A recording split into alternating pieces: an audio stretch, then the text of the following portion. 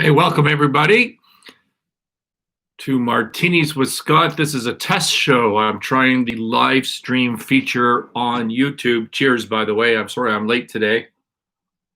So as far as I know, I'm live streaming. I know that the visual quality is not as good as the as when we're using the iPad. I can only do this, by the way, on the computer, which has got a crappy webcam. So anyways, I just want to check this out. I'm sure the sound's not as good because I haven't linked into my headphones, but I want to see if it works and whether this is something that we ought to be doing in the future. I see somebody joined us, so how do I find out who that was? It doesn't tell me. Leave me a comment, whoever just joined. Hey, listen, I'm going to do, I haven't prepared for this, but I just want to talk about something that I was listening to this morning that I think is relevant to the Martinis with Scott audience, where we're talking about winning momentum in life and in business, how we think, how we become a leader, and the skills to have a better life and a better business. I was listening to a podcast this morning, a Canadian podcast by the name of 10-3, 10, the number 10 with a -3, not spelt out in actual numbers. And it was an interview with a Vancouver Sun columnist by the name, or reporter, I'm not sure what she is, by the name of Daphne Bramham. I may never get that right, but Daphne Bramham. I thought it was an unusually smart interview that kind of stuck with me. And so I tried to congratulate her on Twitter for that. Anyways, the topic was in East Vancouver, which is I don't know the area, but a troubled, low-income, drug-addicted area, according to this podcast. During COVID, the crisis has really exploded. Addiction, violence, street violence, theft, break and enter, lots of criminal activity, rape, women's homeless shelters are gone. So there's all sorts of homelessness beyond the normal homelessness. And so it was a discussion of those issues. And apparently, excuse me, Vancouver City Council, commissioned a report a year or two ago, and they came up with 4 pillars for solving this opioid addiction issue. And in the podcast, I don't think they told us what the 4 pillars were, but I could kind of infer and I could kind of make it up. It doesn't really matter for the purpose of what I want to discuss. But let's just say that if you have that environment with a bunch of drug addiction and substance abuse issues, so alcohol as well, for example, that the 4 pillars to fixing this would be decriminalization. That was definitely one of them. Addiction support, like detox centers, that sort of stuff, maybe clean injection sites. 3rd, housing, because there's a ton of homelessness that goes along with this. And 4th, mental health support, because since the 1970s, 80s, we've been closing mental hospitals and throwing these people out on the street in effect. And so again, I don't know that those were the 4 pillars, but for the sake of discussion, let's say those were the 4 pillars. And so, picture yourself with a complex problem that you are facing, and that you're a city councilor, you're the mayor, and you've got this report, and you've got these 4 pillars, and what you decide is, gee, which one of those 4 pillars is going to get me the most votes, will get written up in the paper, will just make me a rock star in political terms with my faction, which I guarantee you is the very, very, very liberal left side of this, knowing Vancouver. And so which one of these 4 pillars should I really focus on? Because I just can't see myself getting enough money to for a decriminalization program, although we all agree that victim drug addicts maybe shouldn't be sitting in jail. I can't do addiction support centers and detox centers. That's a lot of money, and public housing is like a whole other issue, and mental health, like I can't just reverse that overnight. So what's going to get me the most votes, which is what I'm motivated as a politician with my tribe, which are, the left and maybe even the extreme left? Well, the answer becomes decriminalization, right? I mean, that's easy peasy. All I have to do is tell my municipal police force to not enforce laws, like you're seeing in many places in the US. And so what do? Do you implement the 4 pillars? No, you implement one, and you do it badly. Because what does decriminalization really mean? I mean, the goal here ought to be to not put people in jail for smoking weed or having other substance abuse issues, right? That should be the goal. For you, for those of you that just joined, I see there's a couple people that just joined. This is a test show. We haven't live streamed in about a year, and I'm just trying out the YouTube live stream. Thank you for joining. Hope you find it useful. If it sucks, it's because it's our very first time and I'm trying it out. So what do? You decriminalize to get people, so people aren't being put in jail. But you know, people say, "Oh, Portugal does this with great success." Yeah, they do. They do it with great success. But it's not a non-issue to be caught with a bunch of drugs in Portugal. You just don't go to jail. You could be fined. Okay, you could be forced into a rehabilitation detox program. They go after the dealers still. If you get over a certain amount that you're caught with in possession, then that's deemed to be not personal use. That means that you're selling, and you do go to jail in Portugal for that, as I think you ought to. And there's a whole infrastructure, a social safety net, so to speak, around addiction that supports all that. So if you're in trouble and you get caught and you don't go to jail, but you do get help. You do get help, and then so it's the 4 pillars as was just described. But what we do here in America or in other jurisdictions that are looking at this is the politician says, yeah, I'll just do that one thing. I'll just do criminalization. And by that, I mean, I just won't put people in jail. They don't get fined. I don't go after the dealers. I don't go after anybody. I'm just not putting anybody in jail over weed, basically. Well, it's legal in Canada now, but I'm not putting people in jail over illegal weed. I'm not putting in jail over mushrooms in Colorado. I think that's a municipal thing there now. And so you do the one and you don't do the whole thing. So what happens? Did you solve part of the problem? I mean, you did solve the fact. You solved the fact that people aren't going to jail. But what else have you done? Well, you've made it much worse. You've made the whole addiction, which is the heart of the issue.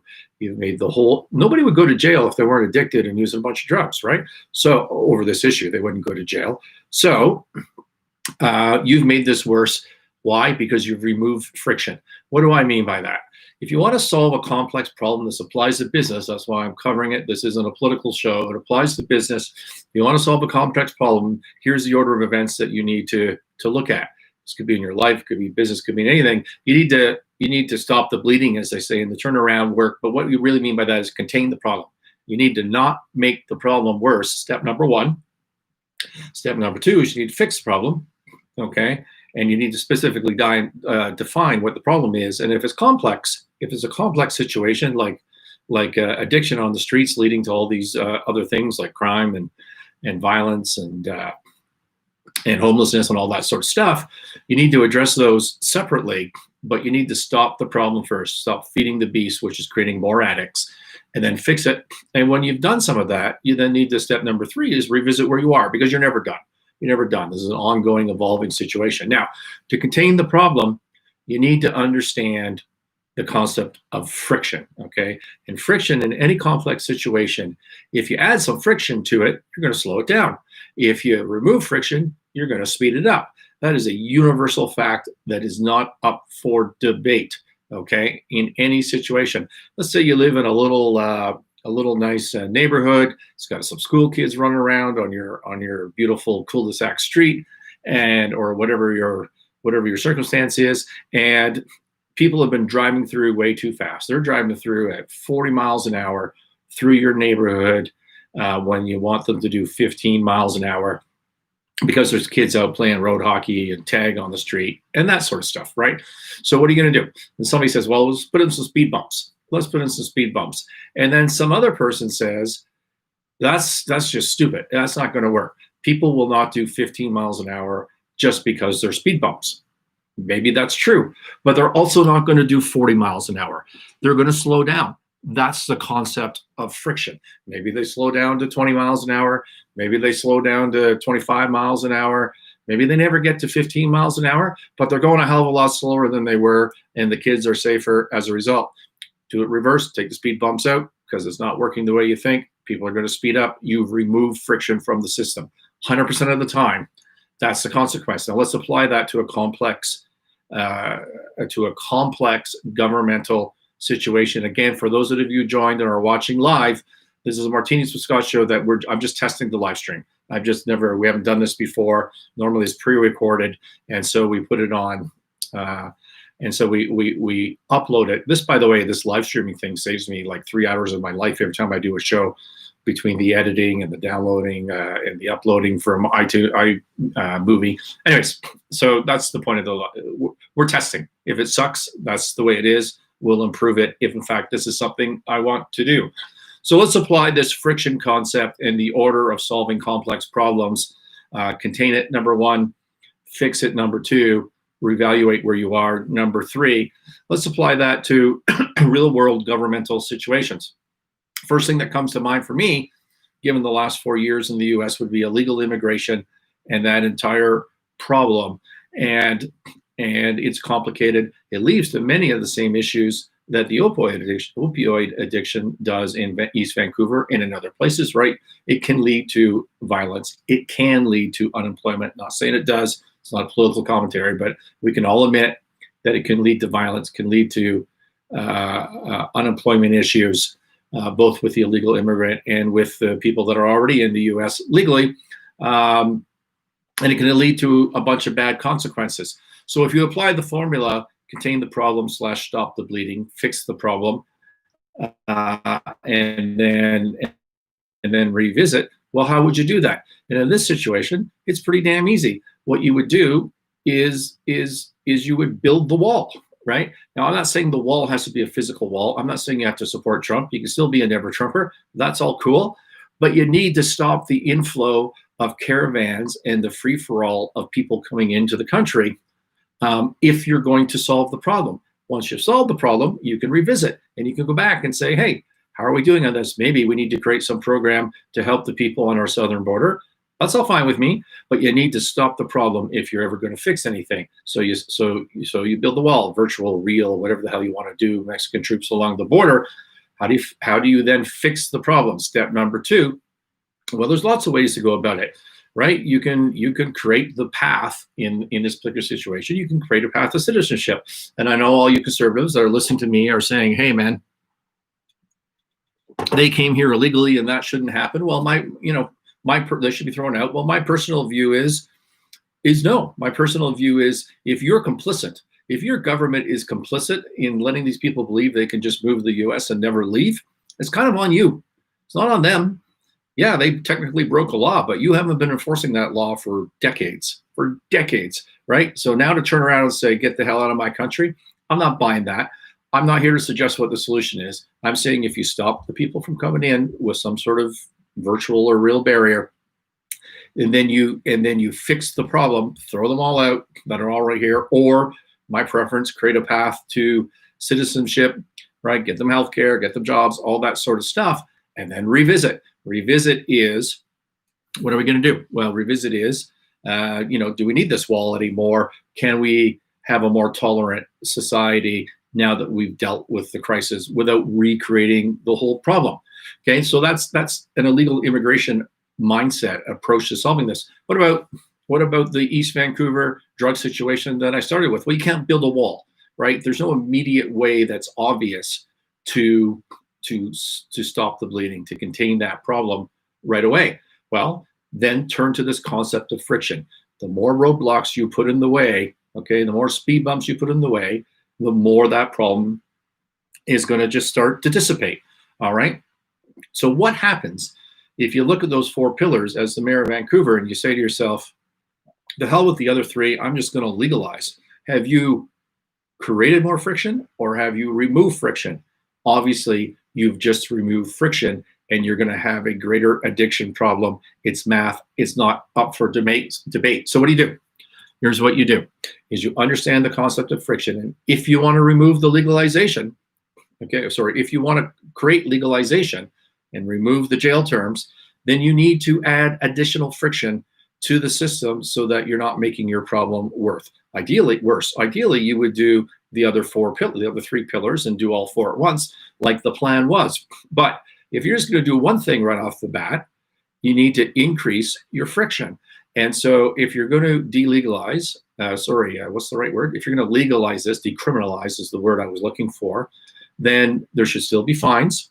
Okay, you should still be going after sellers. You should have some sort of mandatory detox. You can feed one into the other, right? If you've got with a bunch of stuff, then you're treated as a victim. Let's help you. Let's get you to detox. Okay, I'm all over that sort of stuff, and it creates friction in the system. And once you've created a bunch of friction, now you can start into how do we fix this problem, which is the other pillars, which are going to take more time and more money, but you need to slow things down. You need to make things better right away and stop creating a bunch of addicts while you work on getting some more housing for addicts, right? Remember this whole California story, I think it was a year ago, where they rented a bunch of motel rooms that were empty during COVID, and they were sticking homeless people in there who, to a large extent have mental issues and drug addiction that sort of go hand in hand. There's an example of one pillar or one item being done of removing friction from the system without any other context or additional friction that may slow down the problem. I always found that story odd, and now that I've listened to this podcast, I kind of get, and I understand these 4 pillars more or less. I kind of get what that was about, and yet again, how stupid it was. This is an example of why governments screw up almost everything, because the political motivation is to decriminalize, because that's your biggest bang for the buck politically. But what does it do? You don't do the other parts. It just makes the problem worse. This is the same in business. It's the same in your life. You got a problem. Stop making it worse. Understand the concept of friction. Put some roadblocks in the way. You'll get less of it. Take roadblocks out. You're going to get more of it. So does this live stream tell me how long I've been talking? Oh, there we go. 16 minutes and 43 seconds. Didn't have any comments, so I didn't get to see how that worked, but I don't know. Tell me when you look at this later, tell me if you like it. If you like the live stream concept, it's always more fun, and it certainly saves me a bunch of time. And by the way, cheers. If you brought a martini to the table, I'm drinking scotch tonight, but I was in a hurry. Enjoy your Thursday evening. Hope you have a great weekend. Talk to you next week.